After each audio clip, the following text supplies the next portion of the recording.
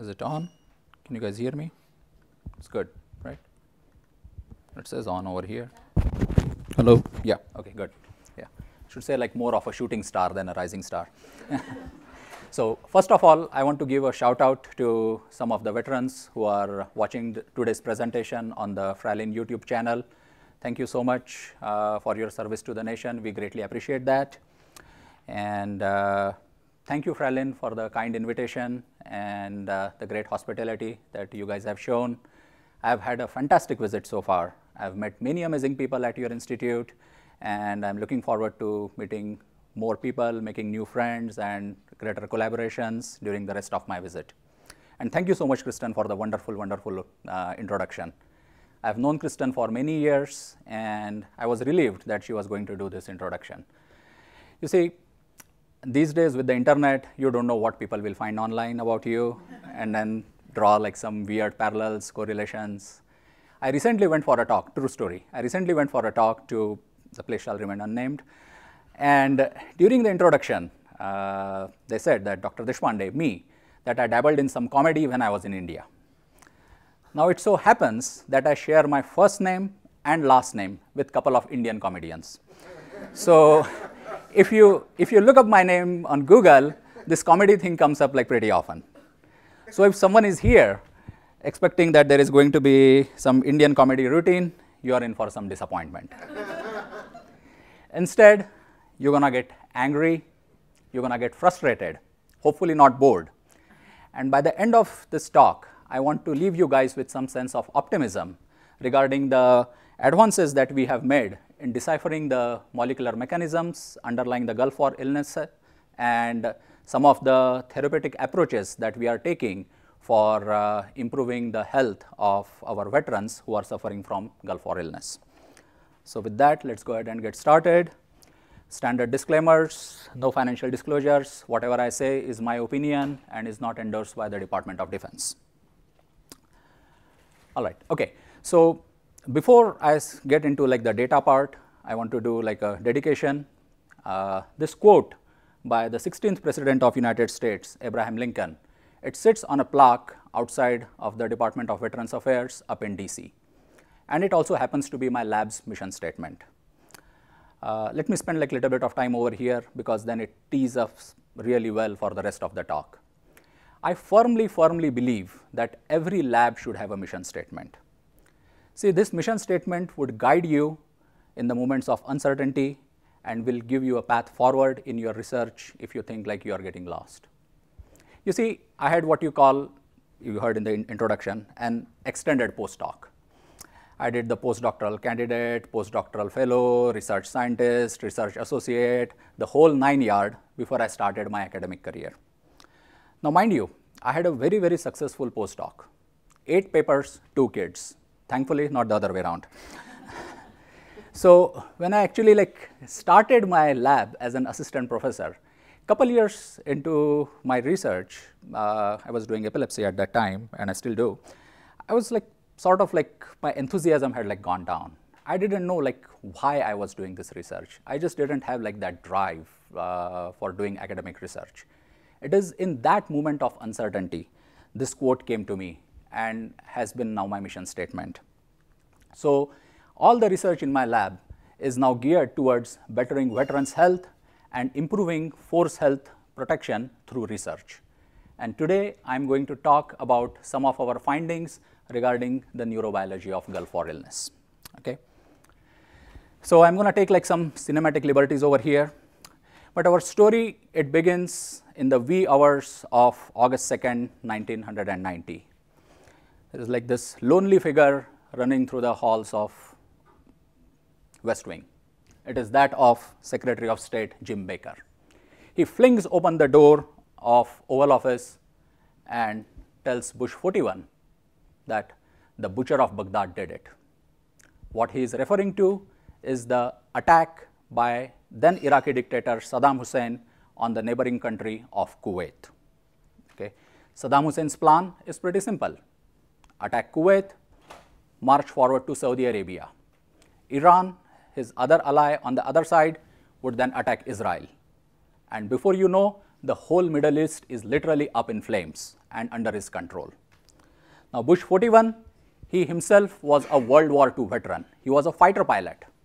He had seen up close and personal what happens when the world simply watches and doesn't try to stop a madman from his military advances. So Bush 41 quickly got together his team of trusted advisors. They called world leaders and United Nations got involved.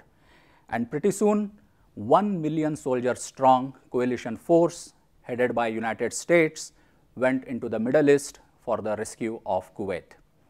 And thus began the first Gulf War, also known as the Persian Gulf War. Now this war, it is known by many code names: Operation Desert Shield, Storm, Sword, Calm, so on and so forth. The first arm of this war, Operation Desert Shield, was basically the buildup of troop and propping up Saudi defenses. Saudi Arabia was our partner. Right now, it is also one of our partner in war against terrorism. So it was very important that we come to the rescue of our allies. Operation Desert Storm was the land attack, a land response on Iraq towards its aggression in Kuwait. Okay? And Operation Desert Sword, which was nestled in Operation Desert Storm, was the air response. 100 hours of air attack with Patriot missiles and Scud missiles onto the Iraqi capital. This shock and awe left Saddam Hussein shell-shocked, and he soon retreated. Kuwait was liberated. Iraq agreed to UN inspection. To this date, this war is considered as a textbook example of United States military precision and power. Okay? There was actually a victory parade when the soldiers came back. This was legit. This was on Pennsylvania Avenue with tanks and planes, similar to the one that Trump wanted, but fortunately it didn't happen. But yes, there was a legit parade, and we celebrated our victory in the Middle East. Mission accomplished. Or was it? Returning veterans, soon after the war, they started to complain about health issues. They started to complain about conditions such as feeling a lot of fatigue, chronic fatigue, musculoskeletal pain, memory issues, mood imbalances, so on and so forth. Initially, it was thought that maybe the deployment stress, combat stress, or PTSD, your post-traumatic stress disorder, could be responsible for these symptoms. But as more and more veterans, they started to flood the VA clinics, people started to ask questions. Maybe there is something else going on that could be responsible for emergence of these symptoms in our returning Gulf War veterans. So our Congress got involved, and Congress did what it does the best. It formed a committee on Gulf War and health. Fortunately for us, this committee has done a wonderful job in the past 10 years. So when this committee was instituted, they said, we're going to look at probable causes that were present in the Iraqi war theater to which the soldiers could have been exposed to and could be responsible for the symptoms. They looked at depleted uranium. This uranium was present in the armor, protective armor, and the shells that the soldiers were using in the war theater. They looked at smoke from oil well fire. They looked at particulate matter that was there in the sandstorms and the dust storms. They looked at the role of vaccination. The soldiers, before deployment, they were given the anthrax and botulinum toxin. So they looked at the role of these toxins as well. They also looked at solvents such as isocyanate and toluene, which was present in the crack paint coating. This was the coating that was being put on the tanks at that time. But none of these factors could reliably explain the symptoms that the veterans were experiencing.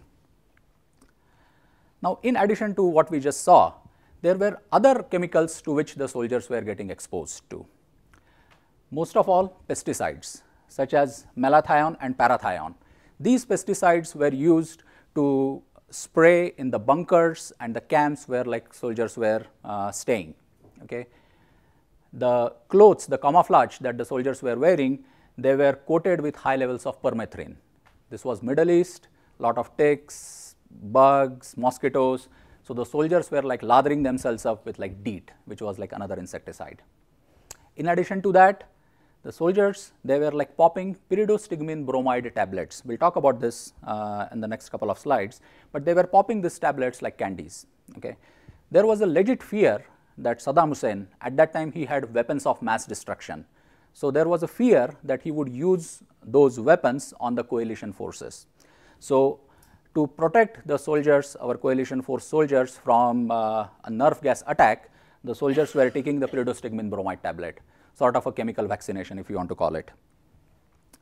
And while the soldiers didn't come under direct nerve gas attack by Saddam Hussein, unfortunately they were accidentally exposed to the nerve gas. See, what happened was, at the end of the war, our soldiers, they were going and destroying the Iraqi bunkers. But little did they know that some of the bunkers, they actually contained weapons of mass destruction. So when some of these bunkers were destroyed, they actually contained rockets that were filled with sarin, cyclosarin and mustard gas. So upon destruction of these bunkers, a plume of nerve gas went up into the atmosphere, and it stayed there for 4 to 5 days, exposing the soldiers to low levels of nerve gas sarin. Okay. Initially, Pentagon denied the claims. Then they were like vigorously debated, and it was literally few years back, with meteorological and intelligence evidence, that it was proved, it was confirmed that yes, indeed, the soldiers were exposed to low levels of nerve gas sarin. So what does this exposure to cocktail of chemicals mean? While we have here 3 different chemicals, pyridostigmine bromide, organophosphate pesticides and sarin, they all had the same molecular target in this enzyme acetylcholine esterase. This enzyme, it sits in the synaptic cleft, and its job is to chew up excess of neurotransmitter acetylcholine, which is released from the presynaptic nerve terminal.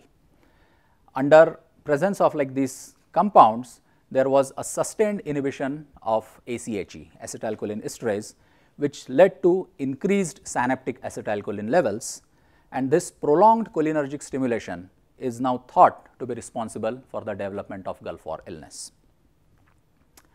Finally, the Institute of Medicine recognized Gulf War illness as a real condition. These days, so it is defined actually as a spectrum illness. So in this illness, it is a multi-system illness and a multi-symptom illness. Lot of different systems are involved, and there are multiple types of symptoms. So if you have 2 out of 6 categories of symptoms for a period of greater than 3 months, and if those conditions cannot be explained by any underlying disease, and you served in the Persian Gulf War, you are given the diagnosis of Gulf War illness. Okay. Of the different conditions, the neurological conditions consistent of depression, anxiety, mood imbalances and memory issues are the most prevalent one. Approximately 1/3 of the deployed soldiers, returning soldiers from the Persian Gulf War, US soldiers, they report of Gulf War illness. In addition to that, soldiers from the coalition force, our UK partners, UK soldiers, Canadian soldiers, Australian vets, Danish vets, German vets, they also report of Gulf War illness. Okay. Now, outside of the military realm, there are also many civilian cases of organophosphate poisoning. Okay. You can either get accidentally exposed to organophosphate, or it could be an act of terrorism or act of genocide. In the 90s, 6 people died and 3,000 people, over 3,000 people were injured when the cult leader of Om Shirioki in Japan released nerve gas in Tokyo neighborhood and in the Tokyo subway. Okay. We have seen repeated use of nerve gas by Bashar al-Assad, the dictator in Syria, on his people. Okay. In addition to that, we talked about this, Saddam Hussein had actually gassed 5,000 Kurdish people right before the start of the war. Okay. So you can get exposed to organophosphates, nerve gas through these psychopaths. If you remember last year, couple of like Russian spies, they were like attacked with nerve gas in UK. Unfortunately, one UK citizen died when she actually used the perfume in which the Russian spies, they had like put the nerve gas. She sprayed on herself and she died. The elder brother of Kim Jong-un, the rocket man, His, I shouldn't say that. His elder brother, he was killed at, I believe, Malaysian airport when he was injected with a syringe that contained the VX nerve agent. We have repeatedly seen these kind of headlines, pesticides found in the meals that kill children in developing nations. In addition to that, here in our country, especially like in Virginia, North Carolina, Kansas, Kentucky, these are like agricultural countries, states, sorry.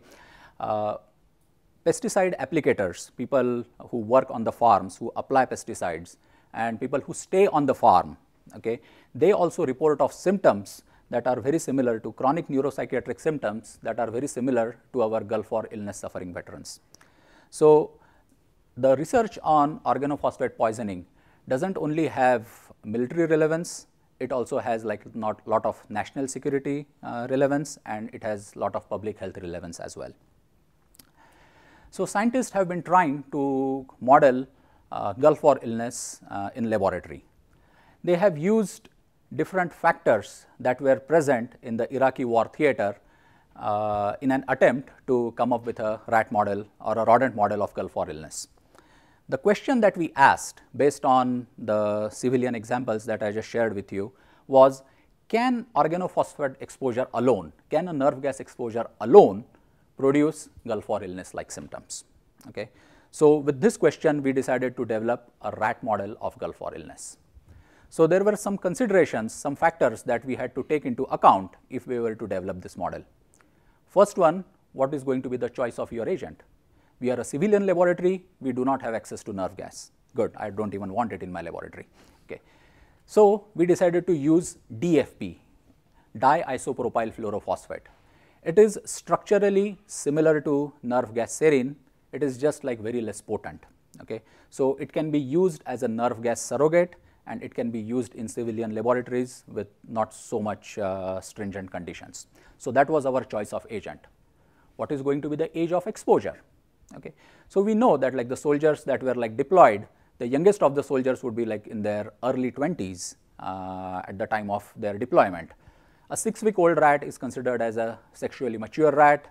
9-10-week-old rats, depending upon which paper you read, they would say would be equivalent to that of a young adult. Okay.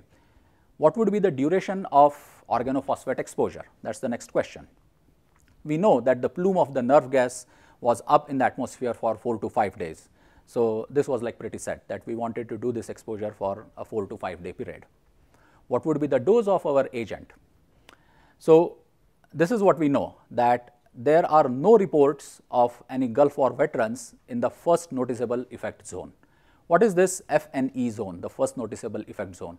It is this zone in which if you are present and if you get exposed to organophosphates or nerve gas, then you would have the most severe of the symptoms. Foaming out of the mouth, we all have seen the videos coming out of Syria, lacrimation, seizures, respiratory depression, and ultimately death.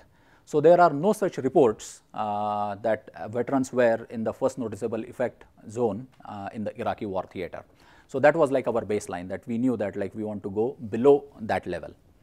And then what is going to be the timing of the tests? It has been 25 years since the war has ended. Okay, so we don't want to do the experiments in like young adults. We want to do our experiments, time our experiments in such a way that like we are representing the current age of the veterans. So we started using 15 weeks post-exposure as our first time point, and since then we have looked at 6 months, 9 months, and 12 months post-exposure to come close to the current age of this Gulf War veterans. So these were, so with those factors, this became our DFP exposure paradigm.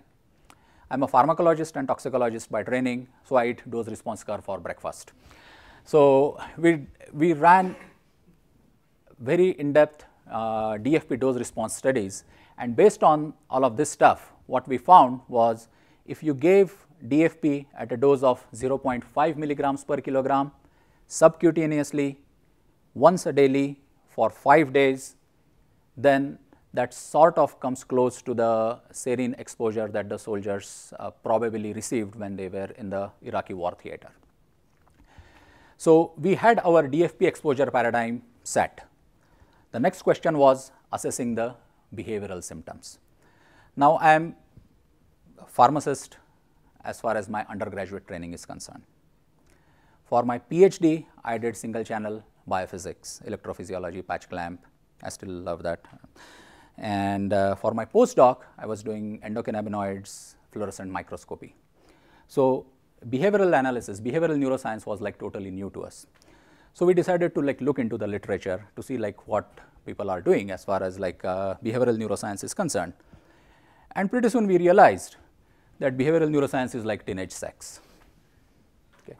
Everyone talks about it. Nobody really knows how to do it. Everyone thinks everyone else is doing it. So everyone claims they are doing it. So we also said, you know what, let's assess the rat behavior. So we used a battery of behavioral tests to assess the symptoms of depression, anxiety, and memory in our DFP exposed rat. Depression in human is, it's not a constant condition. It waxes and wanes. So you cannot use only one parameter, only one study to say that like this human is depressed. Okay. Depression is a subset of different symptoms such as despair, anxiety, and anhedonia. So we used different tasks, rodent tests that would like challenge those rodents in those conditions and then would like give out a reading that we can refer back and say that, aha, this rat is suffering from despair, so on and so forth. So for assessing despair, we used force swim test. Here we force the rat to swim in a closed container for a period of time. The rats would swim for some time and then like they would just give up swimming. They would just float on top of water. That floating behavior is, that immobility is considered as a marker of despair. Okay.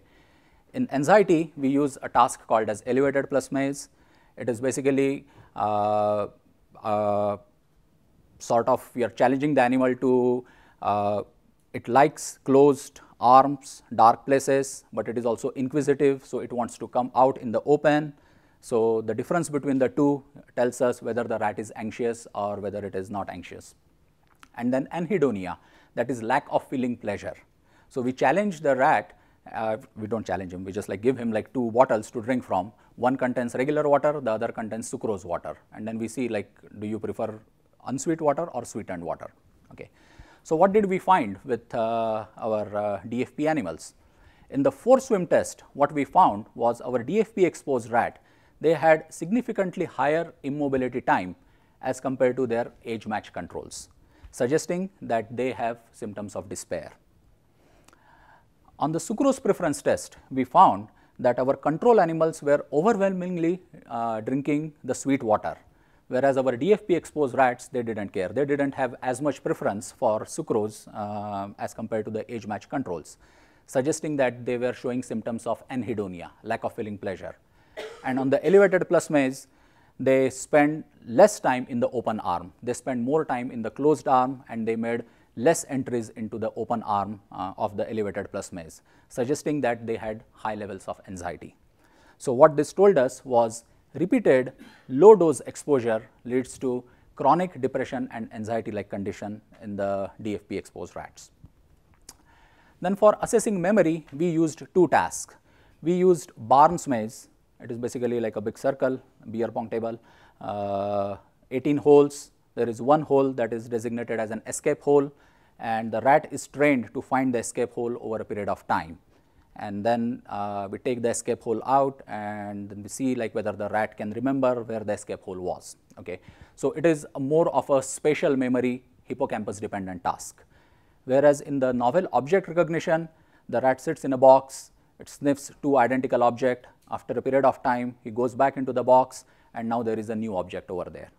So it's like giving a child 2 toys, and then after a while, you give him a new toy.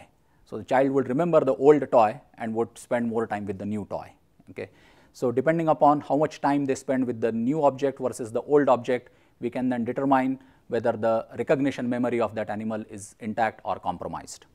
So what we found with our memory assessments, this is the Barnes maze data, is that our our GW animals, they took a longer time, open circles, they took a longer time to escape to the goal box, and they also made more errors over the period of their training, suggesting that they may have spatial memory deficit. When we challenged them in the novel object recognition test, what we found was our DFP exposed rat, they were spending less time with the novel object, and they actually spend more time with the old object, suggesting that they may have recognition memory deficit. So together, these two experiments told us that repeated low dose DFP exposure leads to chronic memory impairment. Now, there are also many clinical papers, clinical findings with MRI imaging, quantitative MRI imaging, where they have shown that the hippocampus subfields, hippocampus is damaged in this GWI veterans. So we wanted to see if we can also identify hippocampal injury in our model. So we used a stain called as fluorojet C. It's a pretty reliable marker of early neuronal injury, neuronal degeneration. And what we found, we just focused on the limbic system. In the hilus, dentate gyrus region, and in the CA1 region of the hippocampus, there were like more of these green cells, suggesting that there was discrete DFP-induced neuronal injury in our GWI rats. So this all put together gave us our rat model of Gulf War illness, where repeated low-dose DFP exposure led to the development of chronic depression, memory deficits, anxiety, and hippocampal injury. We were able to publish this paper in Neurotoxicology in 2016, and since then, as you heard in the introduction, it has been like widely cited in the literature.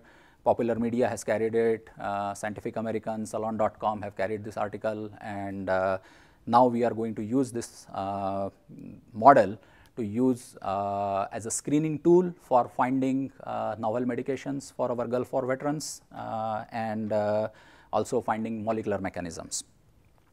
So the second part of this talk is going to focus on that aspect. The current roadblocks in GWI research are that the molecular mechanisms are not completely understood, and some of the currently available treatments are not as effective for the neurological morbidities. For example, the traditional antidepressants, they don't work in our GWI veterans. They are refractory depressive patients. So the question that we asked was, using our model, that is there an additional biological basis for development of these neurological symptoms? So we decided to study calcium homeostasis. Now one would say, like, why study calcium homeostasis? I would say, why not study calcium homeostasis? It does like so many things. Okay, it is important for learning and memory and synaptic plasticity, and under pathological conditions such as traumatic brain injury, epilepsy, stroke, and Alzheimer's disease, it has been reported that there are prolonged calcium elevations. Okay, these conditions, they are also associated with comorbid depression and memory impairment. We know that our GW veterans, they suffer from depression and memory issues. What we don't know is what is the status of intracellular calcium and Gulf War illness. So that's why we decided to study calcium homeostasis in our GWI model. Now, whenever I say calcium dynamics, the electrophysiologist in me or my electrophysiologist friends, they all get like super excited, pun intended.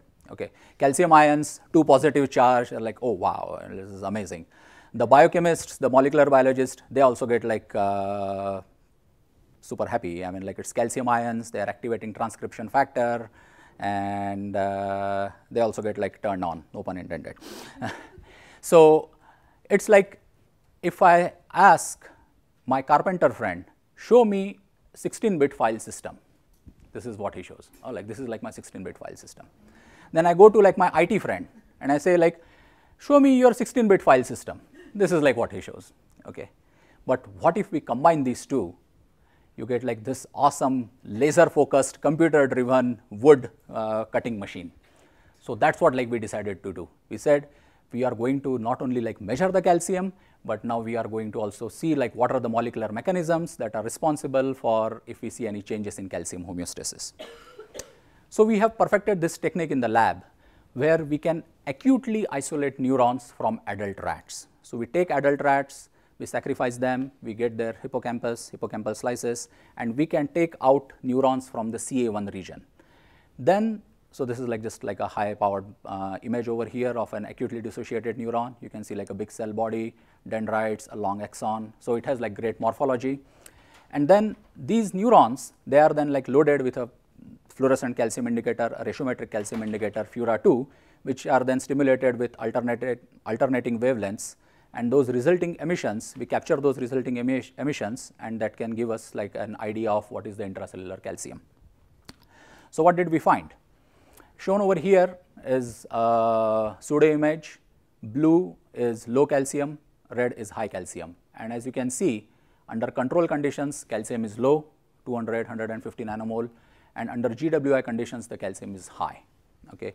It is shown in this bar graph over here. There is almost doubling of calcium in our DFP exposed guys as compared to their age match controls.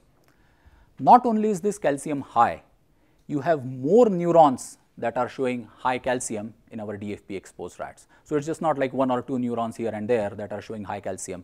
You have a population of neurons. This is like the population graph that is shown over here.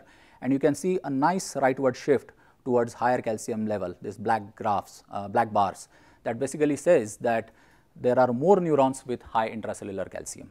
Since then, we have also done studies where we first did the neurological assessment, then sacrificed the animals and measured the calcium. And we see a good correlation between animals that show chronic neurological morbidities are the same animals that show like increased intracellular calcium.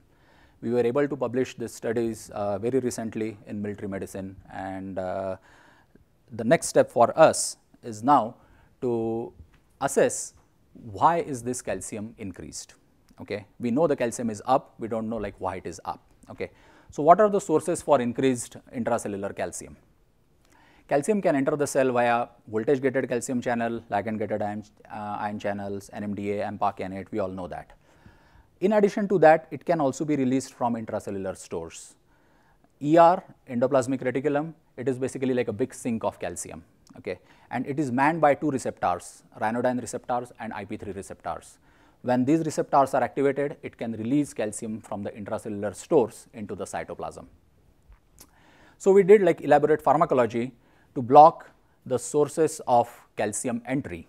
So we use nifedipine, DNQX, gadolinium, which is a non-specific calcium channel blocker, MK801, NMDA receptor blocker, and what we found was presence of these antagonists didn't do anything to the calcium levels in our DFP neurons. So this told us that extracellular calcium entry is like not playing a major role. It's not a major source for the elevated calcium that is seen in the GW rats. So then we decided to look at intracellular calcium release, and we used 2 agents, dantrolene, which is a known ryanodine receptor antagonist, and levotiracetam, which our lab has shown that it is an IP3 and ryanodine receptor antagonist. And what we found was when we added dantrolene and levotiracetam to our dish containing the DFP neurons, the calcium, intracellular calcium, dramatically came down, significantly came down. So this told us that calcium-induced calcium release is a major source for enhanced intracellular calcium in GW rats. Okay. So we know that calcium is coming from intracellular stores. The question is why it is coming from intracellular stores and how it is coming from the intracellular stores. Okay. So what is the reason for sustained intracellular calcium release in Gulf War illness? So as I just mentioned, that ER is like a big sink of calcium. It is manned by 2 receptors, IP3 receptors and ryanodine receptors. IP3 receptors, they can get activated by its agonist IP3. Where is this IP3 coming from? The membrane phosphatidylcholines, they get cleavaged by PLC gamma. It gives out IP3, the IP3 receptor agonist, and diacylglycerol. The DAG would then activate PKC beta. The PKC beta can phosphorylate ryanodine receptor. In addition to that, pKa also can phosphorylate ryanodine receptor, and in this phosphorylated condition, ryanodine receptor would then like release calcium from intracellular stores. So we looked at the protein and activity of phospholipase gamma, PKC beta and pKa, and in the interest of time you just will have to take my word here, we didn't find any changes in the levels of these enzymes, be it the protein or be it the activity. We also looked at protein levels of IP3 receptors and ryanodine receptor. and no changes in the protein levels of these receptors as well. So, the question still remains, why is calcium coming from intracellular stores and how it is coming from intracellular stores? Okay. So, this ranodine receptor, ranodine 2 is the specific receptor that we looked at. It is stabilized by a protein called as calstabin 2. Another name for it is FKBP 12.6. So, FKBP 12.6, it sort of like stabilizes calstabin, that is the name, the ranodine receptor, and keeps it in its closed state. So, we measured the protein levels of calstabin 2, and what we found was that in the hippocampus, that was our region of interest, there was a significant downregulation of decreased protein expression of calstabin 2. Okay. So, what this meant was, if there was less of calstabin 2, the ranodine receptor would stay in an open state and would then like leak calcium continuously from intracellular stores. So, now we had a molecular target that yes, the calcium is going up, yes, it is coming from intracellular stores and it is coming from ranodine receptors. These are the receptors that have become leaky because now they cannot close. Okay. So, if all this is true, then the big question is, if we blocked calcium-induced calcium release, would it improve the behavioral abnormalities that are seen in our GWI rats? So, we decided to use levotiracetam. As I just mentioned, that it is an IP3 ranodine receptor antagonist, and we decided to use that because we couldn't use dantrolene. It is a known skeletal muscle relaxant, so it is associated with like a lot of side effects. So, we gave levotiracetam 50 milligrams per kilogram twice a day for 5 days, and then on 6th day we decided to do our behavioral testing. And what we found was, in the forced swim test, in the presence of the drug, there was a significant decrease in immobility time. Okay.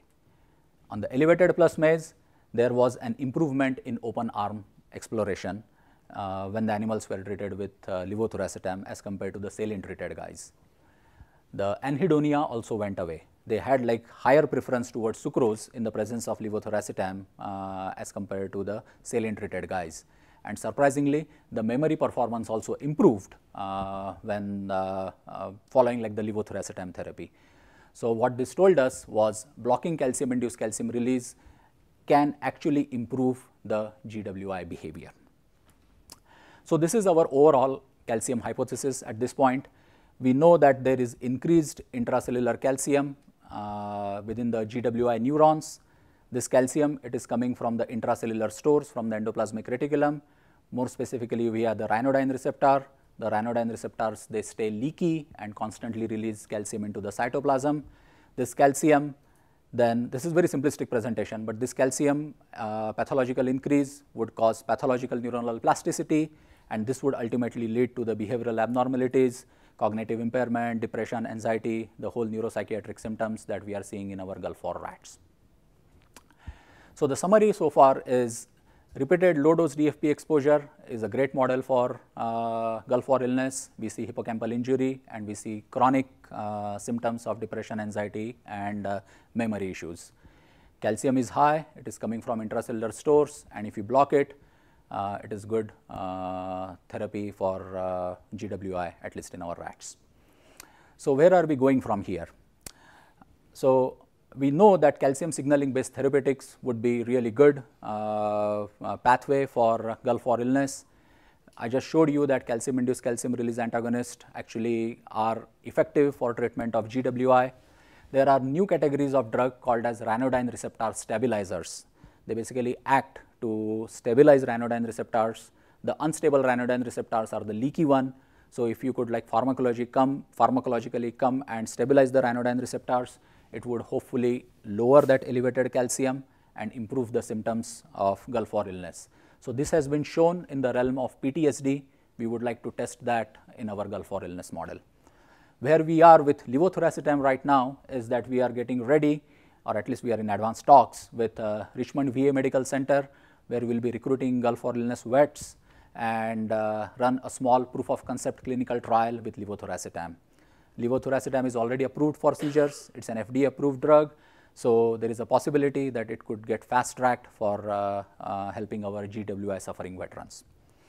Now, outside of calcium, we are also looking at additional molecular mechanisms and therapeutic targets. More specifically, we just got funded on 2 projects. One to look at the epigenetic alterations in the GWI rat model, and then if you remember, I'm saying like calcium-induced calcium release. So calcium has to come in to release calcium from intracellular store. So NMDA receptor antagonist, while in our initial studies it didn't play like a big role, but it could play a role in blocking that calcium entry so that the further release from intracellular store can then be muted. There is always a delicate balance between efficacy and toxicity when it comes to NMDA receptor antagonist. It has been very difficult to translate it into therapy, these NMDA receptor antagonist. So with that, we decided to use ketamine. These days, ketamine is everywhere. It's like antidepressant effects, we know it takes days and weeks for their effect to become visible. And we know that our Gulf War illness vets, they are refractory to current antidepressant medication. So we wanted to see if ketamine, which is a dissociative anesthetic, would also work in our Gulf War illness. As I mentioned, it's like a dissociative anesthetic. I just have like a story with like ketamine, I just remembered. I think like it was like my 35th birthday or something like that. I had like this friend, Keith. He said that like, oh, like happy birthday, LD, and here's like the special brownie that I have made. It's called as like the Special K brownie. So I took a bite of it, and like within like a couple of minutes, I was like floating, and I was like, man, like this is awesome. It turns out that like there was like no Special K in the brownie. It was like just like an awesome brownie. So, so I mean like I don't have like any personal experience with Special K. But veterans, they are actually going to like infusion clinics, getting ketamine infusions, and then they report a fast acting, like literally like in few hours they get like antidepressant effect, and it lasts for an extended period of time. So what is the mechanism for this antidepressant effect? That was the question that we asked. Oh, so before that, yes, it really works in Gulf War illness. Okay, I should have shown this slide first.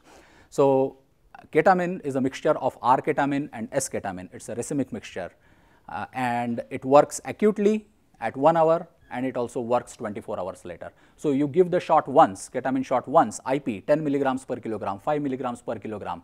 The anesthetic dose is 50, 100 milligrams per kilogram. So it is much lower dose. So the animals are like absolutely like normal, but you get like a fast antidepressant effect, okay, decrease in immobility time, and it's a sustained antidepressant effect. Okay. The question then is like, what is the mechanism of action for ketamine? Some people say that like NMDA receptor antagonism is responsible for this antidepressant effect. Then there are papers that say that like this antidepressant effect is independent of NMDA receptor antagonist. I always say, why not both?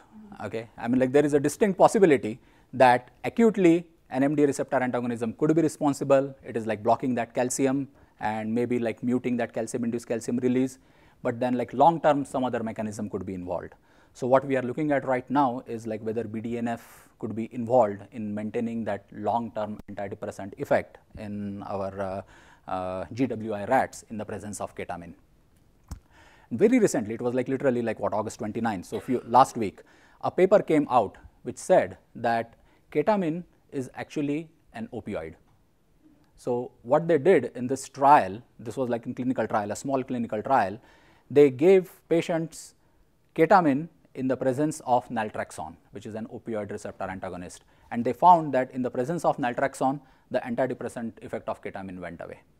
So again, I mean like it was like a small trial, the jury is still out there, how ketamine is going to act. We are going to look at it in terms of like Gulf War illness, so stay tuned. If you are interested, we'll share these results with you in the next few months. As far as our epigenetics project is concerned, we are like running out of time, but like epigenetics, AP first, genetics. So our environment affects our behavior. We know that in the Gulf War theater, in the Iraqi theater, the soldiers were exposed to like all these different things, and it has been 20-25 years since the war has ended. How come that effect has lasted for such a long period of time? So clearly like some epigenetic factors, their genome got changed because of exposure to like this Gulf War environment. So we are looking at the role of histones, more specifically the HDACs in this Gulf War illness model. And what we have found is that there is reduction in acetylated histones. This is like extremely preliminary data, and there is increased in HDAC levels. Interestingly, if you gave an HDAC inhibitor, I'm a pharmacologist, I'm always like looking for like a translational potential. I always say I'm in the business of R&D, not research and development, revise and duplicate. Okay, why reinvent the wheel? Okay, so valproic acid, it's a known anti-epileptic drug. It has been shown to be an HDAC inhibitor. So we gave our animals this valproic acid therapy, and what we found was that there was, I'm just showing the immobility data over here, there was a significant improvement in its depression score, suggesting that like this therapy may be useful for the treatment of our Gulf War illness veterans. So finally, I would like to acknowledge a lot of people, more specifically Dr. Kristen Phillips. She was a postdoc in the lab and a research scientist when we did like all this data. So a lot of data that you saw today was generated when she was in the lab. Dr. Blair, he is the person who is running the Western blots for us. Joseph McLeay, he is our epigenetics guy. We just got a grant with him. Lots and lots of undergraduate students, graduate students, medical residents, and postdocs have worked over the years on this project. I give a big shout out to the undergrads who have been like on this project. If there are people in this audience who are thinking about having undergrads in their lab, I strongly suggest that like you should have undergrads in your lab. They are humble, they are hungry, sometimes like literally hungry, but they ask like good questions. Okay, they ask good questions, and I mean like as scientists, like we are biased. We'll like look at like 4 numbers and we'll try to like come up with a pattern, and we'll try to like explain that data. Oh, like this fits my hypothesis. But I mean like these are like uninitiated people, undergrads. So I mean like they ask like really nice questions and like they challenge you. And I give a big shout out to like all the undergrads who have been like in my lab so far. Thank you so much DoD, Department of Defense, specifically the Gulf War Illness Research Program for continually funding our research since 2012. I didn't share data regarding our high-dose organophosphate work, but that is supported by the Counteract program of NINDS. Thank you VCU Deans for the Academic Research Enhancement Fund that was helpful in generating the pilot data that led to all these other grants that we got from the Department of Defense. We are hiring, by the way. If anyone is interested in doing a postdoc, please come and see me after the talk. Oh yes, I was told that like if I don't give a shout out to the Hokey Bird, I'll just get 1 slice of pizza. So there's that. But at the same time, I have to go home. So there is Rodney the Ram. Okay. So you guys have your football, we have our basketball, we all can be friends. All right, thank you so much, and I'll take any questions.